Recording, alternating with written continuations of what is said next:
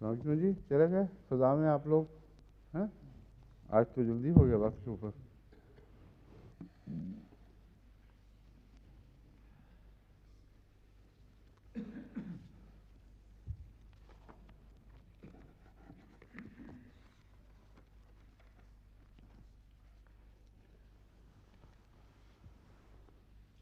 اعوذ باللہ من الشیطان الرجیم بسم اللہ الرحمن الرحیم وَإِنْ خِفْتُمْ أَلَّا تُقْسِطُوا فِي الْيَتَامَى فَانكِحُوا مَا طَابَ لَكُم مِّنَ النِّسَاءِ مَثْنَىٰ وَثُلَاثَ وَرُبَاعَ فَإِنْ خِفْتُمْ أَلَّا تَعْدِلُوا فَوَاحِدَةً أَوْ مَا مَلَكَتْ أَيْمَانُكُمْ ذَلِكَ أَدْنَىٰ أَلَّا تَعُولُوا.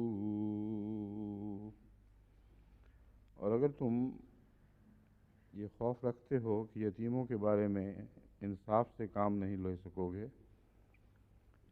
تو جو بھی تمہیں پسند آئیں عورتوں میں سے ان سے 2 3 3 4 4 نکاح میں لاؤ. فإن خفتم پس اگر تم یہ ڈرتے ہو کہ انصاف سے کام نہیں لے سکو گے، انصاف کو قائم نہیں رکھ سکو گے، فواحدۃً تو صرف ایک ہی کی اجازت ہے، اور ما ملکت ایمانکم یا جن کے تمہارے دانے ہاتھ مالک ہوئے، ذالک ادنیٰ اللہ تعولو یہ زیادہ قریب ہے اس بات سے کہ تم ظلم سے بچو. یہ آیت ہے جس پر تفسیر جاری ہے. اس سلسلے میں کل میں نے مثنیٰ و ثلاثہ و رباع کے محاورے سے متعلق ایک فلسطین سے آیا ہوا نوٹ پڑھ کے سنایا تھا، جس میں یہ بیان کیا گیا تھا کہ عرب اس کے سوا اوپر کے الفاظ بھی استعمال کرتے ہیں اسی طرز پر. اس پہ میں بیان کر چکا ہوں کہ وہ طرز بیان مختلف ہے اور یہ طرز بیان مختلف ہے. اور دوسرے میں نے شک کا اظہار کیا، ہو سکتا ہے شاید حضرت امام بخاری کے اس قول اس تبصرے کو سمجھنے میں غلطی لگی ہو. جو میں نے سمجھا یہ تھا کہ وہ کہتے ہیں کہ عربوں میں اس سے زیادہ کا استعمال موجود ہی نہیں، 4 4 کے بعد 5 5 6 6 7 7 کا استعمال عرب نہیں کرتے تھے. تو اس کے جواب میں فلسطین سے وہ خط آیا تھا کہ ان کے نزدیک استعمال ہوتا تھا. اس سلسلے میں مزید تحقیق ایک حافظ مظفر صاحب نے اور ایک سید عبدالحی صاحب نے بھجوائی ہے. وہ کہاں ہے؟ یہ ہے. یہ ضمنی بحث ہے مگر اب چونکہ ایک دفعہ چھڑ چکی ہے اس لیے اسے کسی کنارے تک پہنچانا مناسب ہوگا.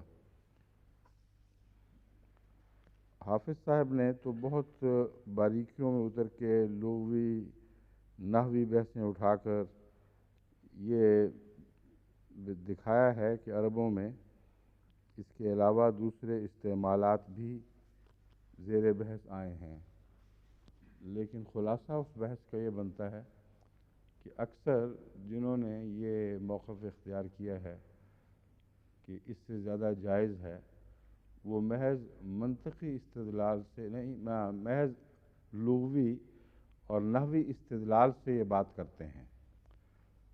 اور ان کے مقابل کا جو گروہ ہے وہ کہتا ہے کہ یہ تم محض ایک خیال آرائی کر رہے ہو.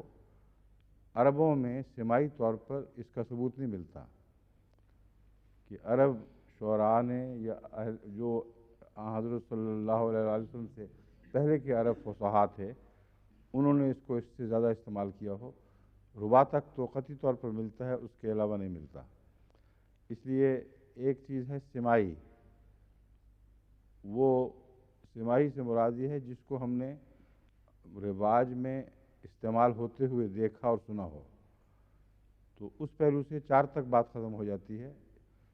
اس کے مقابل پر دوسرا گروہ ان سے دلیل دیتے وقت متنبی کا حوالہ دیتا ہے کہ متنبی نے کون سا سداس لفظ استعمال کیا تھا؟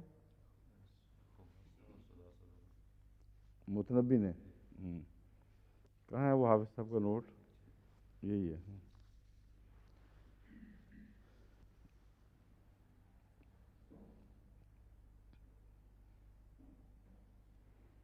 متنبی کا ذکر کہاں غائب ہو گیا ہے؟ یہ تو مشہور شاعر کمیت اسدی کی بات ہو رہی ہے. حافظ صاحب نا، شاہ صاحب نے، وہ ٹھیک ہے.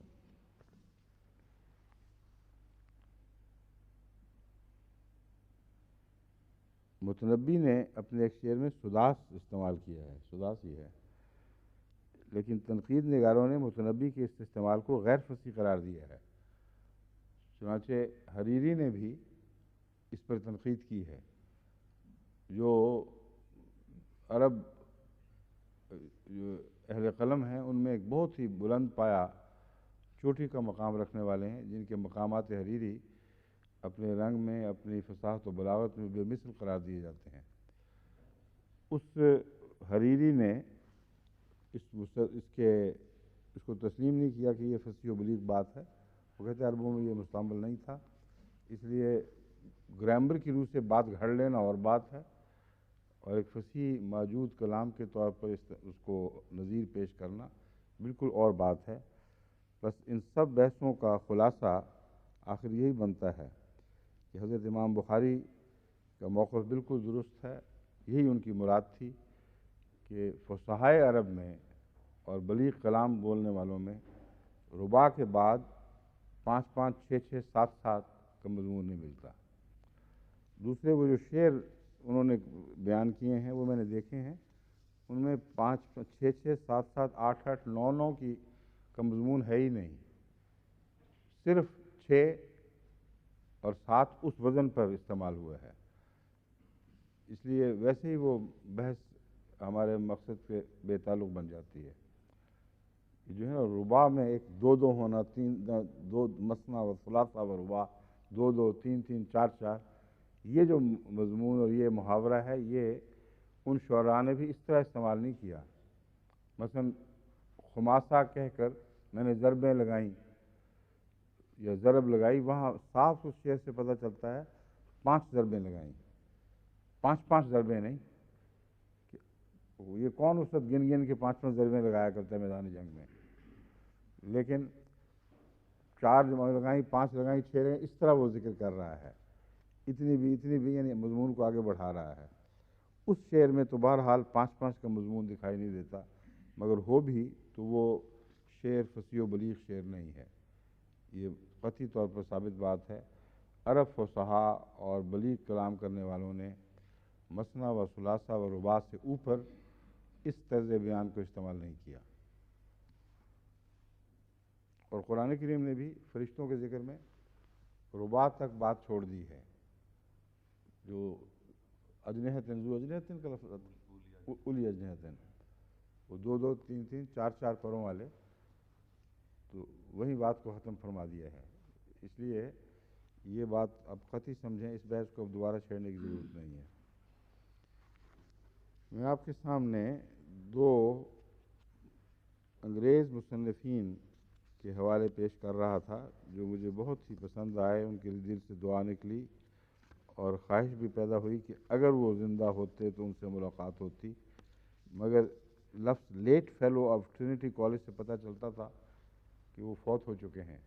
ایکس فیلو نہیں ہیں، لیٹ فیلو ہیں. لیکن مجھے پوری طرح ان کی تاریخ کا علم نہیں تھا، اس لیے میں نے ربوہ کو لکھا، یہ آج خود انہوں نے بھجوا دیا ہے، پیغام دیا تھا کہ ذرا تفصیل سے ان کے پس منظر بتائیں، یہ کون بزرگ ہیں. اب اس کا جواب آ گیا ہے، میں آپ کے سامنے مزید تعارف کروا دیتا ہوں. Bosworth Smith, assistant master in Harrow school, assistant head master ہیں مراد.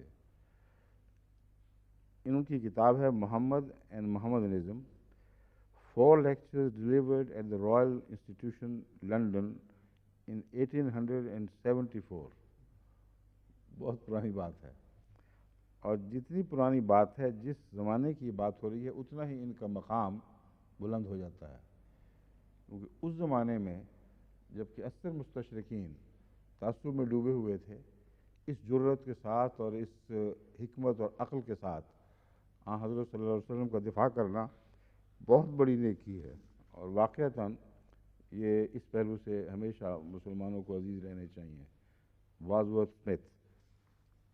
اور جس حد تک جنازے کے علاوہ دعا کا تعلق ہے، ان لوگوں کو دعا میں یاد رکھنا چاہیے جنہوں نے بڑی بہادری جرأت کے ساتھ محمد رسول اللہ علیہ وسلم کی تائید کی ہے. جوفری ہگنز، ان کی کتاب جو میں نے پڑھ کے اب اس کے حوالے دیے تھے، آئندہ بھی آنے والے ہیں. یہ صاحب ہیں یارکشائر کے رہنے والے تھے، آرکیالوجسٹ تھے. یہ ان کا مضمون جو تھا وہ جو کیا کہتے ہیں اس کو اردو ترجمہ آرکیالوجسٹ کا کیا ہے؟ آثار قدیمہ سے تعلق رکھنے والا مضمون. ڈانکیسٹر کے رہنے والے تھے جو یارکشائر میں ہے. این اپولوجی فار محمد انہوں نے 1829 میں لکھی ہے، اور حضرت مسیح موعود علیہ السلام کا زمانہ انہوں نے پایا ہے. ان کے متعلق یہ معلوم ہوا ہے کہ یہ نیزرائٹ تھے، یعنی اس عیسائی قبیلے سے تعلق رکھتے تھے جس سے اب شاذ لوگ ملتے ہیں تعلق رکھنے والے، مگر وہ موحد تھے. اور حضرت عیسیٰ علیہ السلام کو بائبل سے کٹے ہوئے الگ ایک وجود کے طور پر یہ تسلیم نہیں کرتے تھے جنہوں نے ایک نیا مذہب دے دیا، بلکہ نصرانی موحد بھی تھے، تثلیث کے خلاف تھے، اور حضرت عیسیٰ علیہ السلام کو امت موسوی کا ایک نبی تسلیم کرتے تھے. اور اکثر جو قرآن کریم میں عیسائیوں کا ذکر آتا ہے وہ نصرانی کے طور پر ہی آتا ہے. اور اس کی ایک وجہ یہ بھی ہے، اگرچہ وہ ان میں وہ بھی شامل ہیں قرآنی تعریف کی روح سے جو بعد میں تثلیث کے قائل ہوئے اور ایک سے زائد خدا کے ماننے والے بن گئے، مگر قرآن کریم نے لفظ نصرانی جو استعمال فرمایا ہے اس کی ایک بڑی وجہ یہ ہے کہ شروع میں نصرانی ہی تھے اور کرسچن نام کا وجود ہی کوئی نہیں تھا. نصرانی ہی تھے جو حضرت مسیح کے ماننے والے کہلاتے تھے.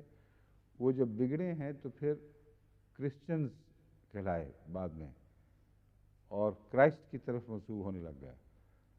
مگر اصل نصرانی جو محاورہ ہے اس کا غالباً تعلق صرف نصارہ سے، اس نظرت سے نہیں بلکہ نحن انصار اللہ سے معلوم ہوتا ہے. یعنی اگر اعلیٰ رنگ کا معنی کیا جائے تو نصرانی وہ لوگ ہوں گے جنہوں نے نحن انصار اللہ کا نعرہ بلند کیا تھا. یہ اس لیے مضمون دلچسپ ہے ہمارے لیے کہ قرآن کریم نے جو یہ فرمایا کہ مسیحیوں نے حضرت عیسیٰ کے جواب میں من انصار اللہ، یہ اعلان کیا تھا کہ نحن انصار اللہ. اس کا ذکر عیسائی تاریخ میں نہیں ملتا کہ حضرت مسیح نے معین طور پر کہا ہو کہ انصاری کون ہے، لیکن یہ ذکر ضرور ملتا ہے کہ موحد عیسائی وہی تھے جو نصرانی کہلاتے تھے، اور یا پھر ایبونائٹس تھے، وہ بھی نصرانیوں ہی کی ایک قسم ہے. اس سلسلے میں تحقیق کے متعلق پہلے بھی بیان کر چکا ہوں کہ غالباً ان کا وجود میزوپوٹیمیا میں مل جائے گا، جو عراق کے شمالی علاقے ہیں ان میں بھی، وسط میں بھی شاید مل جائے، مگر زیادہ تر شمالی علاقے کے پہاڑوں میں یہ پرانے فرقوں کے جو بچے ہوئے حصے ہیں وہ ابھی تک ملتے ہیں. اس لیے جن کی رسائی ہو ان کو تحقیق کرنی چاہیے. ان کا بہت سا لٹریچر ہے جو غائب کر دیا گیا ہے، اور اس میں قرآن اور اسلام کی تائید میں بہت مواد ہے جو موجود ہونا چاہیے. اس لیے جہاں بھی کسی احمدی کا بس چلے، رسائی ہو سکے، اسے ایبونائٹس کی اور نصرانیوں کی بائبل تلاش کرنی چاہیے. اس سے بہت کچھ ان کے باطل عقائد کی تردید کا سامان مہیا ہوگا. اور یہ عجیب بات ہے کہ نصرانی اس وقت تک موجود تھے، پچھلے صدی تک، اور اب یہاں پتہ کرنا چاہیے، انگلستان میں بھی تحقیق کروانی چاہیے کہ یہ کون لوگ، آیا ان کا کوئی چرچ موجود ہے کہ نہیں، کوئی باقاعدہ جماعت منظم موجود ہے کہ نہیں، اور لٹریچر بھی ہو سکتا ہے کچھ مہیا ہو جائے. ان کے خاندان کا بھی پتہ کروائیں. یہ جو آرکیالوجسٹ صاحب ہیں جوفری ہگنز، ان کی فیملی ڈانکیسٹر میں ہوگی اور ہو سکتا ہے ان کی پرسنل لائبریری بھی ہو اور وہاں سے ہمیں بہت سی کچھ چیزیں مل سکیں. ہیں انہیں کے متعلق کہاں ہے وہ آپ کو چھپا کے بیٹھ گئے ہیں. ہیں اس میں آ گئی ہیں. کوئی نئی بات ہے؟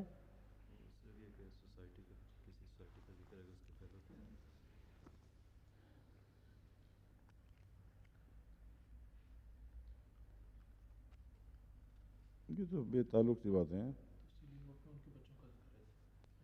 اچھا اس میں ان کے بچوں کا بھی موجود ہیں ابھی تک زندہ ہیں ماشاء اللہ. ہیں ہاں نہیں لیکن جو میں کہہ رہا ہوں ان کی جو اس وقت ان کے پسماندگان میں سے اگلی نسل بھی تو گزری ہوگی کچھ. اگر ہو تو ان سے یہ رابطہ ان کے گھر کی وزٹ اگر وہ محفوظ رکھا گیا ہو اور لائبریری دیکھنی چاہیے اس میں کیا کیا کتابیں تھیں کیونکہ اس مضمون پر ہمیں بہت تھوڑا مواد مل رہا ہے کہ اصل نصرانی انجیل کیا تھی، ان کے لٹریچر، ان کی جو آپس میں بحثیں ہوا کرتی تھیں اس کا مواد معین طور پر ہمارے سامنے جو کچھ بھی آیا ہے اب تک. میں ریسرچ گروپ کو اس پر لگایا ہوا تھا، بہت تھوڑا ہے میرے نزدیک، وہ کافی نہیں ہے، اس لیے مزید کی تلاش چاہیے. یہ لے لیں.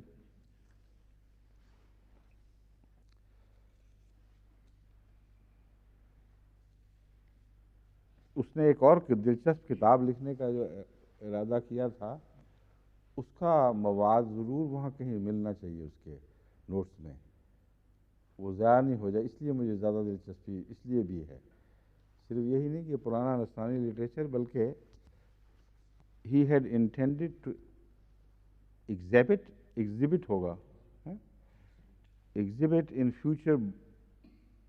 Future book in a future book ہوگا غالباً. He had intended to exhibit in a future book the Christianity of Jesus Christ from his own mouth. He claimed to be a Christian regarding our Lord as a Nazarite. وہی ہے نصرانی. Dictionary of National Biography by Leslie Stephen.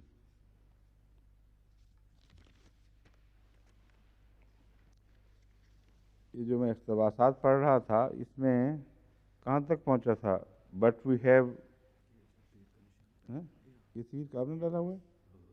اچھا یہاں تک ٹھیک ہے. یہ حوالہ کس کا چل رہا ہے ان دونوں میں سے؟ بزورت کا ہی ہے. But we have to deal with facts as they are. ہاں یہ میں نے بات کہی تھی، کل پڑھ لی تھی. Facts as they are, and it is a fact that slavery has coexisted with Christianity, nay, has professed to justify itself by Christianity even till this 19th century. Now, the Mosaic Law, so far from prohibiting polygamy, did not even put any limitation on it. The patriarchs indulged in polygamy, so did the judges, so did the kings, and not least so the more elevated and the more spiritually minded amongst them.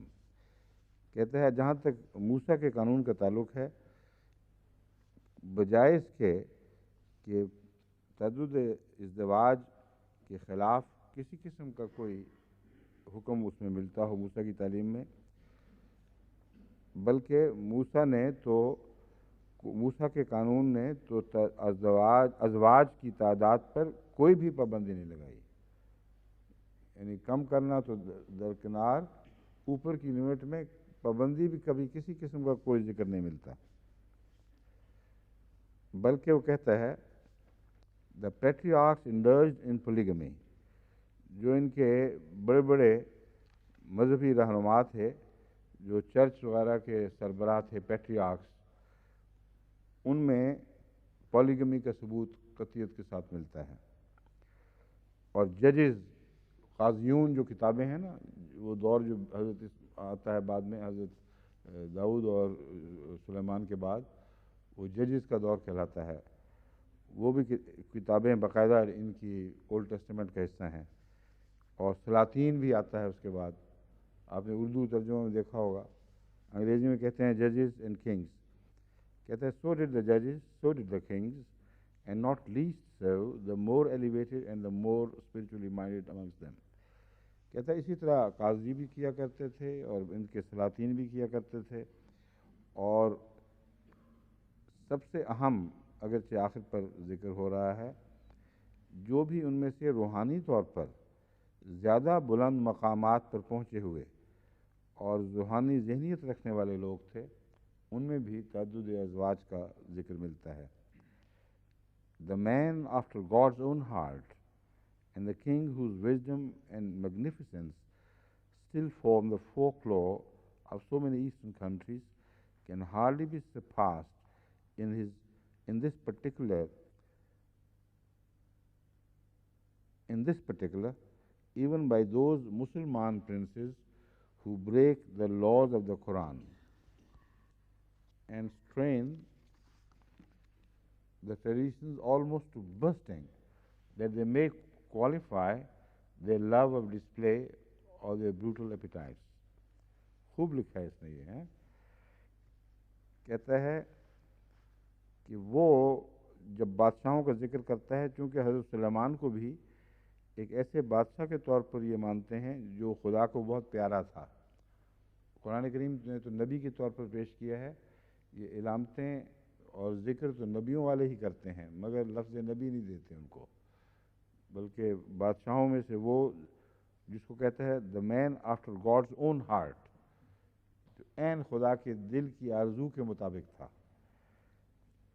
اور وہ بادشاہ جس کی حکمت کے افسانے دور دور تک مشرقی ممالک میں ایک روزمرہ کی کہانیوں کے طور پر رائج ہو چکے ہیں.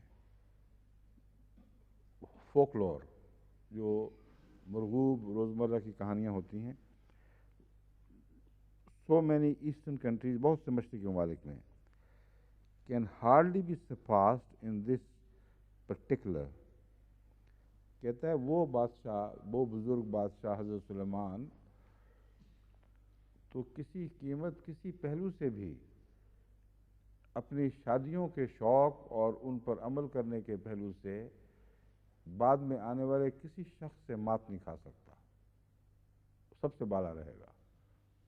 یہاں تک کہ وہ مسلمان شہزادے جن کو تم پیش کرتے ہو کہ انہوں نے حرم رکھے ہوئے ہیں, ان کا ذکر کہتا ہے وہ مسلمان شہزادے بھی جو قرآن کا قانون توڑتے ہوئے اور رسول اللہ علیہ وسلم کی احادیث کو کھینچ کر اپنے لیے جواز تلاش کرتے ہوئے اتنا کھینچتے ہیں کہ گویا وہ پھٹ گئی ہیں حدیثیں, ان کا عمل بھی سلیمان کے مقابلے پر کوئی حیثیت نہیں رکھتا. اب بتاؤ تمہیں کیا حق ہے محمد رسول اللہ پر حملے کرنے کا. کیسا زبردست اس نے خراج تحسین کیا, اور کتنی پیاری اور پرحکمت بات کی ہے کہ مسلمان بادشاہ یا شہزادے اگر یہ حرکت کر رہے ہیں تو یہ جھوٹ ہے کہ قرآن کے مطابق کر رہے ہیں. وہ قرآنی قانون کو توڑتے ہوئے ایسا کر رہے ہیں اور احادیث کے سہارے ڈھونڈتے ہیں, اور احادیث میں بھی ان کے لیے کوئی گنجائش نہیں ہے, اس لیے وہ کھینچ تان کے اس کو لمبا کرتے ہیں تاکہ وہ اس کے اندر پورا آ سکیں.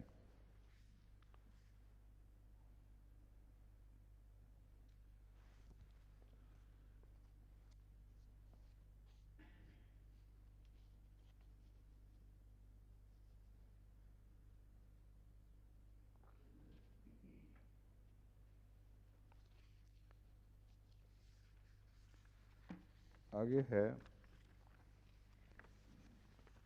کہتا ہے the Arabs of the ignorance, for instance, allowed any number of wives. The Quran limits the number of lawful wives to 4. It was a remark of Napoleon that Muhammad was the only Eastern legislator who ever attempted to impose any restraint on polygamy, a fact which should be borne in mind. See Irons Modern Egyptian 121 128. 1 اس کے بعد ہے 121, یعنی ایک پہلا حصہ کتاب کا, اس کے 120 صفحہ, اور 128 صفحہ. For analysis of the laws of Islam relating to women and slaves. اب یہ حوالہ اس نے بہت اچھا ایک نیپولین کا بھی دیا ہے. کہتا ہے عرب اپنی جہالت کے زمانے میں تو جتنی چاہتے تھے بیویاں کرتے تھے، کوئی قانون کوئی روایت ان کو روکتی نہیں تھی. ہاں قرآن نے اس تعداد کو 4 تک محدود کیا، لیکن یہاں نیپولین کا ایک تبصرہ یاد رکھنے کے لائق ہے کہ نیپولین کہتا ہے کہ کسی دنیا کے مشرقی لیجسلیٹر نے، اور مذہبی دنیا میں کسی مغربی لیجسلیٹر کا ذکر ہی نہیں ملتا. جب کہتے ہیں کسی مشرقی لیجسلیٹر نے تو مراد یہ ہے دنیا بھر میں کسی قانون دان نے، قانون ساز نے سوائے محمد کے صلی اللہ علیہ وسلم پالیگمی کو ریسٹرینٹ کرنے کی کوشش نہیں کی. بہت ہی زبردست پر حکمت بات ہے جو مسلمان لکھنے والوں کو بھی اس پہلو سے نہ سوجی، اس طرز بیان کے ساتھ پیش کرنے کی توفیق نہ ملی. اور نیپولین چونکہ اسلام کا بہت قائل تھا اور بہت متاثر تھا اسلام سے، اس لیے بہت اچھے اچھے تبصرے اس کے ہاں ملتے ہیں. یہ بھی ان میں سے ایک ہے.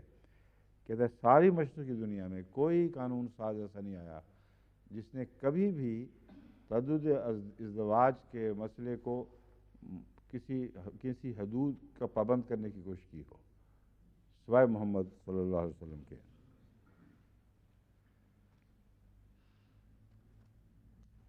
آگے پھر یہ ڈیورس پر چل پڑتا ہے.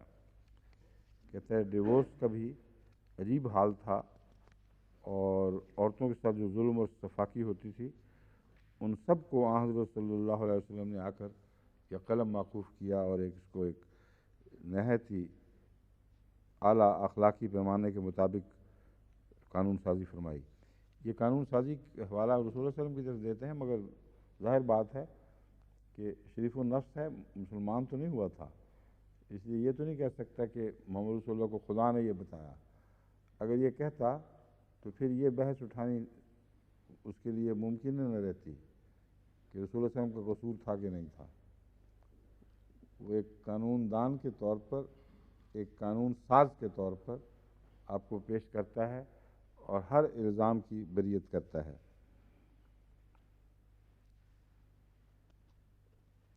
آگے یہ جب ورثے کی بات آئے گی اس وقت یہ حصہ جو ہے نا یہ کام آئے گا.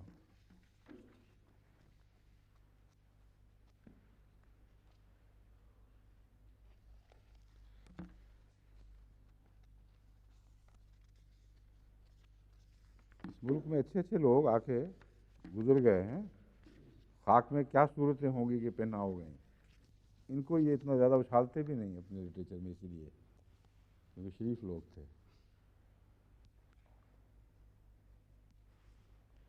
اب ایک اور دلیل وہ کہتا ہے پینڈرنگ اور دس اینڈ دیٹ سب بکواس جو ہے، اس کے جواب میں یہ اب گاڈفری ہگنز کی بات کر رہا ہوں.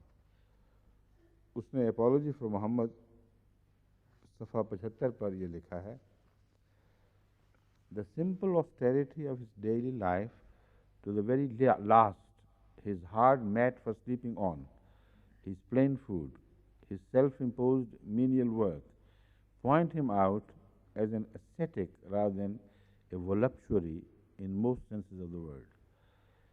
کہتا حضرت صلی اللہ علیہ وسلم کی نہایت سادہ زندگی، آسٹیریٹی ایسی سادہ زندگی کہتے ہیں جس میں کوئی بھی دنیاوی لذتوں کے سامان نہ ہوں، خشک ایک راہبانہ سی زندگی ہو، اس کو آسٹیریٹی والی زندگی کہتے ہیں. ٹو دا ویری لاسٹ، آخری سانس تک آپ کا یہ دستور العمل کہ انتہائی سادگی کے ساتھ غریبانہ طور پر رہیں. His hard mat for sleeping on, آپ کا سخت ٹاٹ جس پر آپ سویا کرتے تھے. ہز پلین فوڈ، آپ کا نہایت سادہ اور غریبانہ کھانا. ہز سیلف امپوزڈ مینیل ورک، اپنے اوپر خود جو گھر کے روزانہ کے چورز، چھوٹے موٹے کام، وہ اپنے اوپر آپ نے خود لاد دیے تھے. پوائنٹ ہم آؤٹ ایز این ascetic، ایک راہب کے طور پر آپ کو پیش کرتے ہیں rather than a voluptuary, بجائے اس voluptuary کے جس کا نقشہ ہمارے مستشرقین کھینچتے ہیں، یعنی جو نفس کا بندہ ہو اس کو voluptuary کہتے ہیں. In most senses of the word voluptuary کے جتنے بھی معنی ہیں اکثر معنوں میں کسی پہلو سے بھی اس کا اطلاق رسول اللہ صلی اللہ علیہ وسلم کی زندگی پر نہیں ہوتا. 2 things he loved, perfumes and women. یہ ٹھیک ہے 2 چیزیں آپ کو پسند تھیں، ایک خوشبو اور ایک عورتیں. The first was harmless enough. ایک تو ظاہر ہے کہ harmless تھی. And the special case of his wives has its special answer. اور جہاں تک عورتوں کا تعلق ہے، آپ کی بیویوں کے مضمون پر غور کرنے سے اس کا جواب مل جاتا ہے، لیکن دراصل وہ اس بات کو پوری طرح سمجھا نہیں. اس سلسلے میں امریکہ میں جو میں نے ایک خطاب کیا تھا لجنہ میں، اسی حدیث کو موضوع بنایا تھا. وہ چھپ بھی چکا ہے، انگریزی میں ہے نا یہاں کہ نہیں ہے آپ کے پاس؟ ہیں؟ آپ کو نہیں خبر، باقی سب کو ہے. انگلستان والوں کو خبر نہیں. وہ اس سے استفادہ کرنا چاہیے. اس میں یہی مضمون ہے کہ آن حضرت صلی اللہ علیہ وآلہ وسلم نے یہ کیوں فرمایا کہ مجھے خوشبو اور عورت پسند ہیں دنیا کی چیزوں میں. اور وہ باقاعدہ اس کا ترجمہ وہاں سے ہو کے آیا تھا جس کو کافی ناقص تھا. اس کو میں نے خود ساتھ بیٹھ کے بعضوں کے ساتھ بیٹھ کے ریوائز کیا تھا. وہ چھپ بھی چکا ہے اور آپ کو علم نہیں ہوا. وہ اس سوسائٹی میں ضروری ہے کہ تقسیم کیا جائے کیونکہ یہاں ضرورت ہے اس کی. اور اسی طرح یورپ کے دوسری زبانوں میں بھی ترجمہ اس کا ہونا چاہیے. But says the learned writer we are quoting, یہ گاڈفری جو ہے، گاڈفری نام ہے نا اس کا، پورا نام ہے ہگنس، گاڈفری ہگنس. گاڈفری ہگنس اس کتاب میں کسی اور آتھر کا حوالہ دے رہا ہے جس کا ذکر کیے ہوئے کچھ عرصہ گزر چکا ہے.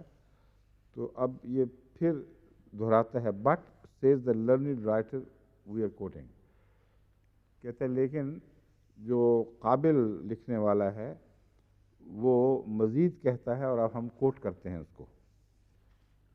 Be it remembered that with his unlimited power he need not have restricted himself to a number insignificant compared with the harems of some of his successors.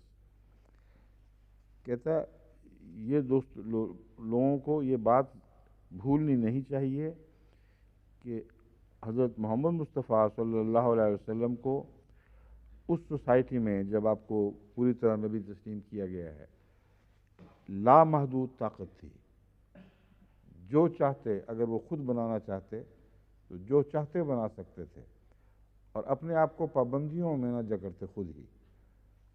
اس کے مقابل پر جو بعد میں آنے والے بادشاہ گزرے ہیں انہوں نے تو بغیر پابندیوں کے ہر قسم کے معاملات کو اپنے لیے جائز سمجھا ہے، اور حرمز کو بھی کوئی کسی تعداد کے اندر محدود نہیں کیا. اس کے جو حرمز ان کے تھے ان کے مقابلے پہ رسول اللہ صلی اللہ علیہ وسلم کی شادیاں انسگنیفیکنٹ ہیں، ان کی کوئی حیثیت ہی نہیں رہتی مقابلے میں.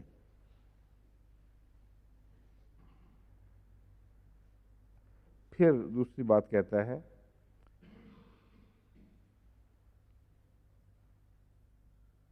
یہ فقرہ اسی طرح چل رہا ہے. میں جہاں ٹھہر گیا تھا وہاں فقرہ ختم نہیں ہوا تھا، تب پھر میں دوبارہ چلاتا ہوں. Be it remembered that with his unlimited power he need not have restricted himself to a number insignificant compared with the harems of some of his successors, that all of them save one were widows. اب successors کی بات نہیں ہو رہی، یہ بیویوں کی بات ہو رہی ہے، ازواج مطہرات کی. کہتا ہے یہ یاد رکھو سوائے ایک کے ساری بیوائیں تھیں جو کل میں ویسے ہی بیان کر چکا ہوں. And that one of these widows was endowed with so terrific temper that Abu Bakr and Uthman had already politely declined the honor of her alliance before the Prophet married her. The gratification of living with a vixen cannot surely be excessive. Vixen کے لفظ سے میں کچھ چونکا تھا، یہ کیا لفظ استعمال کر گیا ہے، مگر میں حوالہ دیکھا ڈکشنری میں مطالعہ کیا ہے.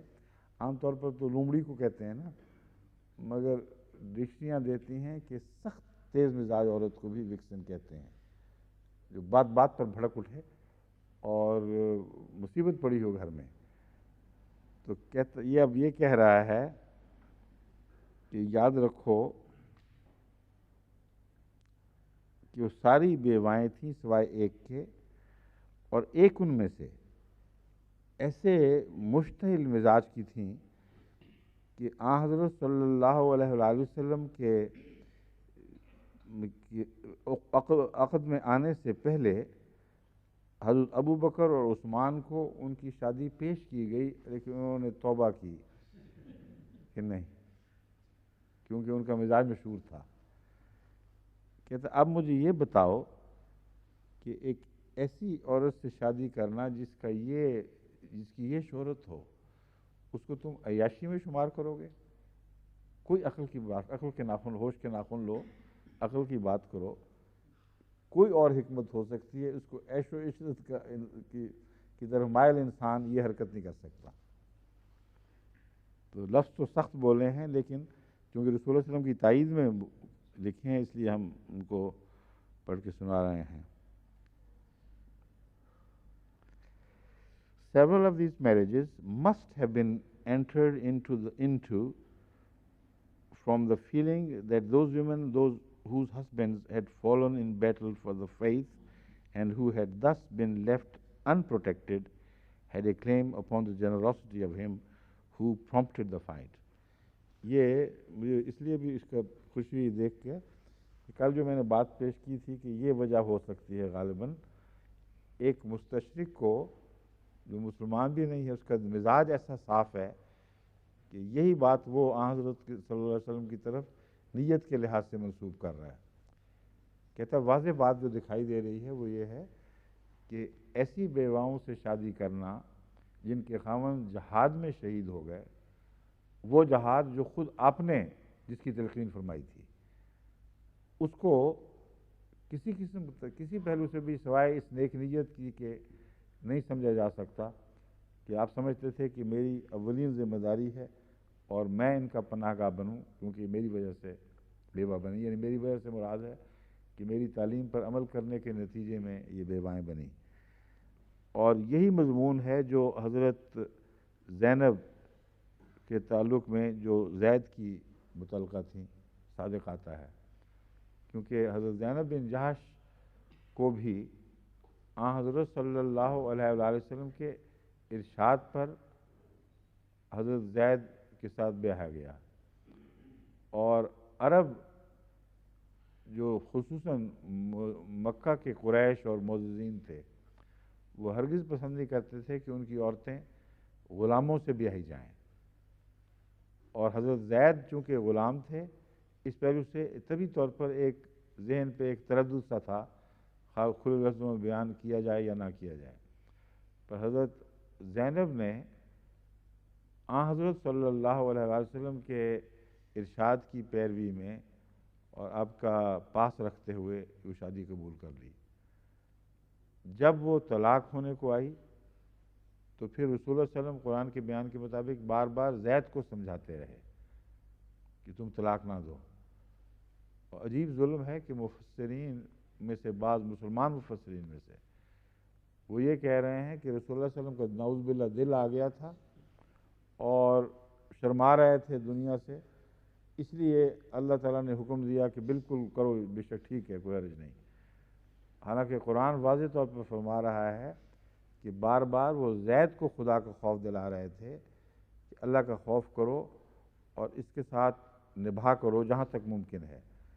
جس کا دل آیا ہوا ہو وہ ایسی باتیں تو نہیں کیا کرتا. ان سے شادی کرنا بھی وہی روح رکھتا ہے جو بیواؤں سے شادی کا ہے. شادی کی روح ہے کہ ایک اعلیٰ اسلامی تعلیم کی خاطر کسی نے قربانی کی ہے تو اس کا سہارا بنے. یہ اس نے گاڈفری نے بات خوب کہی ہے. other marriages were contracted from motives of policy. اب ادر میرجز رہ کون سی گئیں پھر؟ کیونکہ 8 تو سوائے ایک کے ساری بیوائیں، اور جو ایک تھیں حضرت عائشہ تھیں. اس لیے ادر میرجز سے مراد غالباً اس کی یہ ہے کہ اس کے علاوہ یہ بھی مقصد ہو سکتا ہے، ورنہ اس کے سوا کوئی ادر میرجز رہتی نہیں ہیں. From the motives of policy, in order to conciliate the heads of rival factions, perhaps the strongest reason, one of which it is impossible to overestimate, the force that impelled Muhammad to take wife after wife, has his desire for male offspring. It was a natural wish that he should follow in his steps and carry on his work. یہ جو بچے کی خواہش ہے، اس کو بھی ایک ضرورت حقہ کے طور پر پیش کر رہا ہے. عرب سوسائٹی میں بیٹا پیدا ہونے کی ضرورت عیاں تھی، ظاہر و باہر تھی، اور اس سلسلے میں رسول اللہ صلی اللہ علیہ وسلم کی خواہش کہ شاید اس بیوی سے کوئی بیٹا پیدا ہو جائے، یہ بھی ہو سکتا ہے محرک بنی ہو، لیکن یہ دو محرکات مختلف ہیں، اس لیے ایک دوسرے کو کمپرومائز کر دے گا. بیک وقت دونوں اکٹھے نہیں رہ سکتے. ایک طرف یہ قربانی کہ اسلامی احکام پر عمل کرتے ہوئے جن کے خاوند شہید ہوئے ہوں ان کو ان کی شہادت کا ایک مرتبہ یہ بھی دینا کہ ان کی بیواؤں سے خود رسول اللہ صلی اللہ علیہ وسلم کی شادی کر لینا، بہت بڑی قربانی بھی ہے، بہت بڑا اعزاز بھی ہے. اور ساتھ اس خواہش کو ملا دینا کہ بیٹے پیدا ہو جائیں، یہ اکٹھے نہیں چل سکتے میرے نزدیک، یا یہ ہے یا وہ ہے. اور جو پہلا ہے وہ زیادہ قرین قیاس ہے اور رسول اللہ صلی اللہ علیہ وسلم کی کہ مزاج اور اخلاق کاملہ کے زیادہ مطابق ہے. دوسرا یہ کہ حضرت صلی اللہ علیہ وآلہ وسلم کی اکثر شادیاں تو اس وقت ہوئی ہیں جب آیت خاتم النبیین نازل ہو چکی تھی. یہ بات قطعی طور پر اس احتمال کو عقل کما کرتی ہے جو ان کی رسول اللہ صلی اللہ علیہ وسلم کی طرف ان لوگوں نے منسوخ کیا ہے، لیکن یہ جیسے کیا ہے لیکن کیا گیا ہے. وہ یہ کہ اکثر شادیاں 5 کے بعد ہوئی ہیں، جو میں کل بتا چکا ہوں. 7واں سال ہے ہجرت کا جس میں زیادہ تر شادیاں ہوئی ہیں، اور 5 میں یہ آیت قطعی طور پر رسول اللہ صلی اللہ علیہ وسلم پر ثابت کر چکی تھی کہ آپ کسی مرد کے باپ نہیں کہلائیں گے. وما کان محمد ابا احد من رجالکم، کہ محمد تم لوگوں میں سے، تم جیسوں میں سے یا انسانوں میں سے کسی مرد کا باپ نہیں ہے. اتنا حتمی فیصلہ خدا تعالیٰ کی طرف سے نازل ہو چکا ہو اور رسول اللہ صلی اللہ علیہ وآلہ وسلم بیٹے کی خواہش میں شادیاں کرتے چلے جائیں، یہ ناممکن ہے، ہرگز قابل قبول نہیں ہے. خواہ کوئی روایت اس کی تائید کرے یا نہ کرے، بے تعلق بات ہے. مگر یہاں اس مصنف نے اس کی ان باریکیوں پر تو نظر نہیں، مگر اس نے نیکی کے جذبے سے ہی کہا ہے، اور آخر پر نتیجہ بھی یہ نکالتا ہے that he should follow in his steps and carry on his work. رسول اللہ صلی اللہ علیہ وسلم کے مزاج کو بہرحال یہ سمجھتا ہے کہ نیک مزاج تھا. وہ کہتا ہے یہی ایک صورت ہو سکتی ہے کہ بیٹے کی خواہش ہو مگر اس نیت سے کہ وہ آپ کے نیک کاموں کو جاری رکھ سکے اور آپ ہی کے نقش قدم پر چلنے والا بیٹا ہو. There is indeed, says Sir William, no ground for supposing that Muhammad ever contemplated the succession of princely office in his own family. The prophetical dignity was personal, and his political authority exercised solely in virtue of it. But he regarded his children with a loving and partial eye. Be no doubt also rejoiced. He hoga yahan. He no doubt also rejoiced in prospect, dear to every Arab, of having his name and memory perpetuated by male issue, and he might naturally expect that his son should be cherished and honored by all followers of Islam. اب میور نے اس بات کو دوسرے toast کے ساتھ پیش کیا ہے. وہ کہتا ہے یہ خواہش کہ بیٹا ہو عرب رواج وغیرہ کی روشنی میں اس وجہ سے ہو سکتی ہے کہ وہ یہ کہتے ہوں کہ میری اولاد ہمیشہ آنر کے ساتھ دنیا کو نظر آئے اور معزز ایک نسل ہو جس کی عزت کے ساتھ رسول اللہ صلی اللہ علیہ وسلم بھی گویا کہ عزت حاصل کر رہے ہوں. یہ جو طرز بیان ہے اگرچہ دشمنی کی وجہ سے نہیں مگر ہے غلط. دشمنی کی وجہ سے اس لیے نہیں کہ اس سے پہلے کا جو حصہ ہے وہ سر ولیم میور کی تحریر کا اسی تحریر کا پہلا والا حصہ وہ قطعی طور پر ثابت کر رہا ہے کہ ولیم میور یہاں کسی دشمنی کی روح سے بات نہیں کر رہا, کیونکہ وہ یہ کہتا ہے کہ آن حضرت صلی اللہ علیہ وسلم یعنی محمد نے کبھی بھی کوئی ایسا تصور نہ باندھا نہ ایسا کوئی معاملہ کیا جس سے یہ نتیجہ نکل سکے کہ آپ اپنی اولاد میں شہزادیت کو آگے جاری کرنا چاہتے ہیں. ولیم میور لکھتا ہے کہ آپ کا روحانی اعزاز قطعی طور پر ایک ذاتی اعزاز تھا جو اولاد کی طرف منتقل نہیں ہو سکتا تھا. بس وہ بات جو شیعہ عقیدے کے لوگوں کو سمجھ نہیں آئی, کم سے کم ولیم میور اس کو سمجھ گیا ہے آن حضرت کے کردار کے حوالے سے. اور جب کردار کے حوالے سے کہا جاتا ہے تو پھر اس میں وزن پیدا ہو جاتا ہے. یعنی اگر محض ایک عیسائی کا یہ تبصرہ ہوتا تو اس شیعہ کہہ سکتے تھے کہ ہمیں کیا اس سے, عیسائی لاکھ تبصرے کرتے رہتے ہیں. مگر ایک عیسائی جو اگر اس کو موقع ملے تو وار کرنے سے بھی نہ چوکے, وہ عیسائی محمد رسول اللہ کے کردار سے یہ بات ثابت کر رہا ہے کہ آپ کا کردار اتنا عظیم تھا کہ اس میں کسی تمنا کا کوئی شائبہ تک نظر نہیں آتا کہ آپ کی اولاد آپ کا روحانی ورثہ پا کر از خود بادشاہوں کے بچوں کی طرح ٹریٹ کی جائے اور ایک شاہی نسل اس سے جاری ہو جائے. اس لیے میں کہہ رہا ہوں کہ جو آخری تبصرہ ہے وہ معاندانہ بہرحال نہیں ہو سکتا.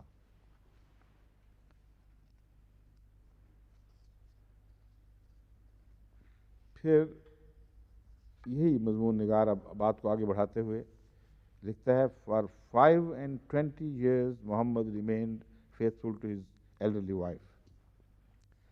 25 سال تک محمد رسول اللہ صلی اللہ علیہ وسلم اپنی بوڑھی اور بوڑھی ہوتی ہوئی بیوی سے پوری طرح وفادار رہے ہیں.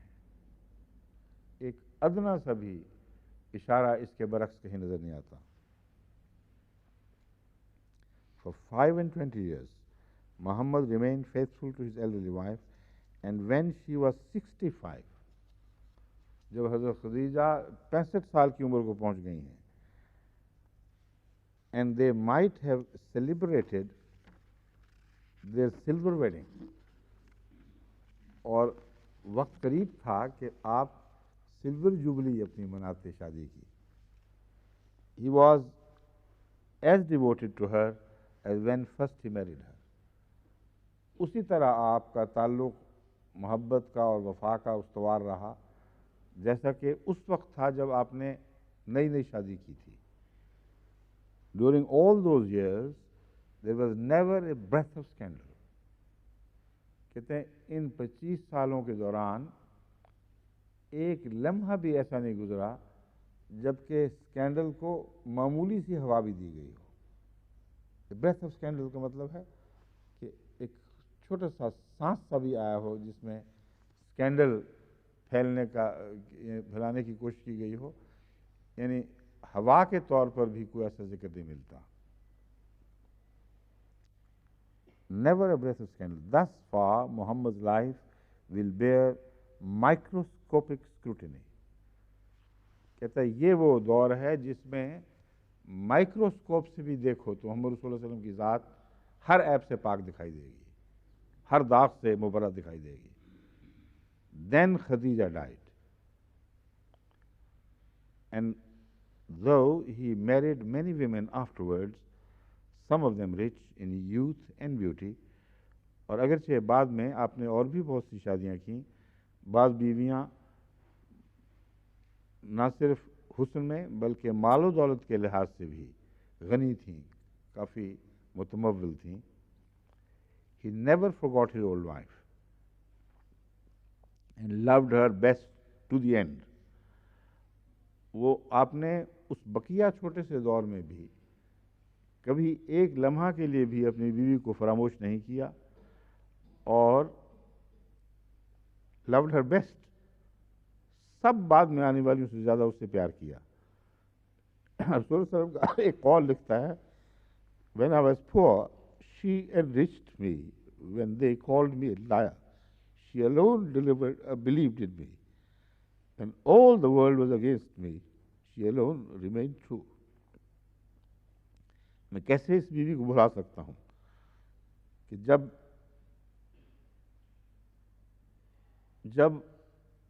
سب دنیا مجھے جھوٹا کہتی تھی، وہ ایک تھی جو مجھ پر ایمان لائی اور مجھے سچا کہتی تھی. جب تمام دنیا میری مخالف تھی، وہ اکیلی تھی جو میرے پہلو پہ کھڑی ہوئی اور ہر طرح سے اس نے میری حمایت کی اور وفاداری سے یہ بات نبھائی. کہتے دس loving tender memory of an old wife laid in the grave belongs only to a noble nature. Belongs only to a noble nature. It is not to be looked for in a voluptuary. What a beautiful comment. کہتے یہ الفاظ کسی نفس پرست کے ہو ہی نہیں سکتے، ناممکن ہے، انسانی فطرت کے خلاف ہے کہ اتنا عظیم جو تبصرہ فرمایا رسول اللہ صلی اللہ علیہ وسلم نے اپنی ایک بوڑھی بیوی پر جس کے ساتھ آپ اکیلے رہے ہیں مسلسل، اس کے متعلق کسی جاہلانہ بات یہ ہے، کیسی جاہلانہ بات ہے کہ ولپچوری کہا جائے، ایک نفس پرست انسان اس کو قرار دیا جائے. It is of course a fact that after the death of Khadija, Muhammad, like any other man, whether professed convert or not, during that period took several wives until the promulgation by him of the following. اب کہتا ہے یہ درست ہے، حضرت خدیجہ کے بعد رسول اللہ صلی اللہ علیہ وسلم نے پھر اور بھی شادیاں کی ہیں، جبکہ خدا کا یہ حکم آخری آ گیا کہ اب نہیں. لیکن یہ حکم کب آیا ہے، شادیاں کب کی ہیں؟ 10 نوی میں تو وفات ہو گئی ہے، 7 میں شادیاں ہوئی ہیں اور یہ حکم اس کے بعد آیا ہے.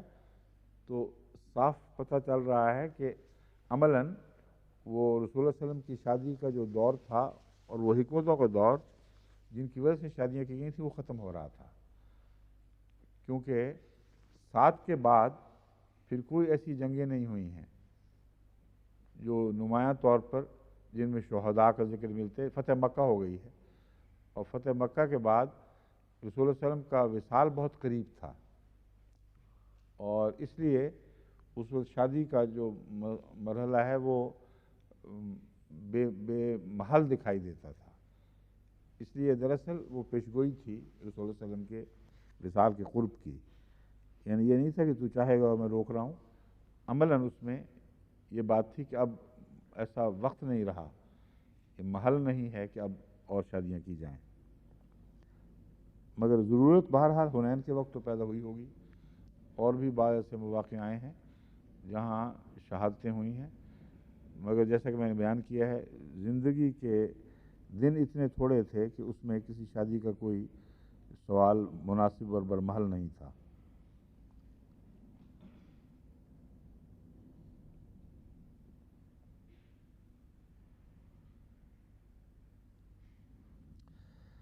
آگے چل کے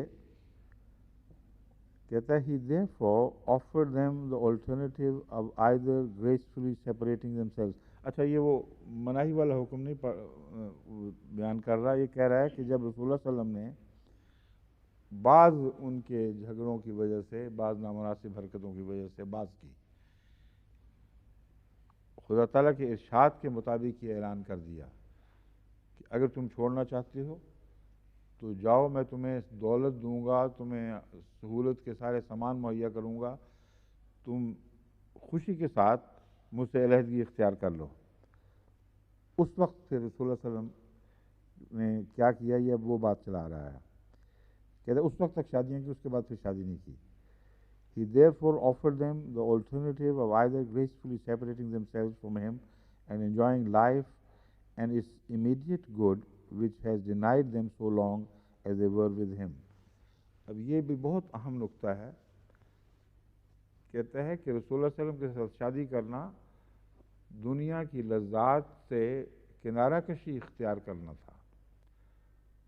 یعنی ایک لکشری والا انسان ایسی شادیاں تو نہیں کیا کرتا کہ جن کی شادیاں ہوں وہ بھی بیچاری بھی بھوکی رہنے لگ جائیں، وہ بھی اچھا پہننے سے محروم ہو جائیں، اور علیحدہ ہوں تو پھر یہ زندگی کی لذتیں اور نعمتیں مہیا ہوں۔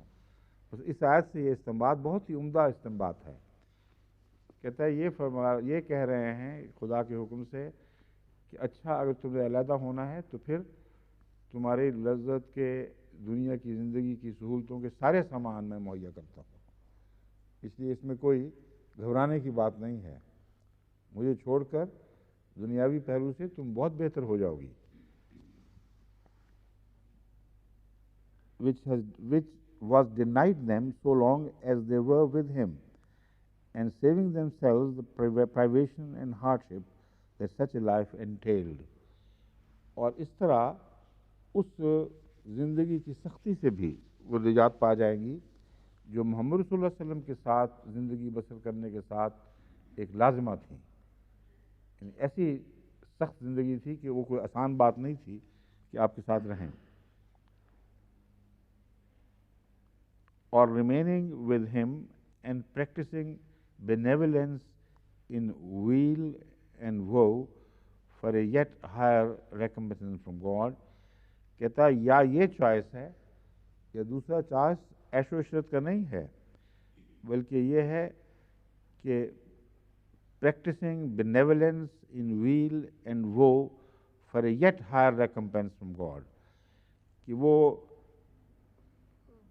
بنی نوع انسان کی ہمدردی یا نیکیوں کے لیے ایک مشفقانہ زندگی بسر کرتی رہیں، خواہ حالات اچھے ہوں یا برے ہوں، اچھے دن ہوں یا برے دن ہوں، اس سے قطع نظر، اس غرض سے تاکہ اللہ کی طرف سے ان کو ایک بلند تر اور بالا جزا مل سکے۔ یہ چوائس تھا جو رسول اللہ صلی اللہ علیہ وسلم نے دیا ہے، یعنی یہ خدا نے دیا آپ کے ذریعے۔ But sooner than leave the companionship of their beloved master, they unanimously prefer to live with him۔ کہتے یہ ٹریبیوٹ بھی یاد رکھو کہ تمام تر سب نے اتنی اچھی دنیا کی نعمتوں کے وعدوں کو ترک کر کے رسول اللہ صلی اللہ علیہ وسلم کے ساتھ سختی کی زندگی رہنا پسند کر لی۔ یہ کیسی عیش و عشرت کی زندگی ہے، اس قدر اس نے بخیے ادھیڑ دیے ہیں اس الزام کے کہ حیرت ہوتی ہے۔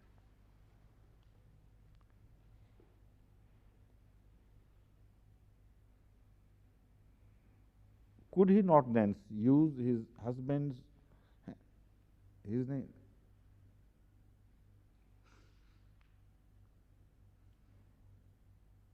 اچھا ہز ہی ہے مگر رسول اللہ صلی اللہ علیہ وسلم کی طرف ضمیر جا رہی ہے، اس کی اور معنوں میں ہے، میں سمجھا تھا ہر ہسبینڈ ہونا چاہیے، لیکن ہز ہسبینڈز پریروگیٹو، رسول اللہ صلی اللہ علیہ وسلم نے اپنا وہ استحقاق جو خاوند کو ہوتا ہے یہ مراد ہے۔ But sooner than leave the sense ہو چکا ہے۔ Could he not then use his husband's prerogative of divorcing some even though they may not like it؟ کہتا اب بتاؤ کہ کیا مرد کو جو استحقاق ہے کہ وہ اپنی بیوی کو طلاق دے دے، ان کے انکار کے باوجود استعمال کر سکتے تھے کہ نہیں کر سکتے تھے؟ مطلب ہے کر سکتے تھے۔ But it would be obviously unfair to deal thus with those loving souls، لیکن یہ بہت ناانصافی ہوتی، غیر منصفانہ اور غیر رحیمانہ طریق ہوتا ان محبت کرنے والی روحوں کے متعلق جنہوں نے ہر قسم کی قربانیاں دے کر ورلڈی کمفرٹس کے اوپر رسول اللہ صلی اللہ علیہ وسلم کے ساتھ کو پسند کر لیا۔ and had persisted in throwing in their lot with him, in order therefore that their eyes might rejoice, and they grieve not, the while they are pleased with what though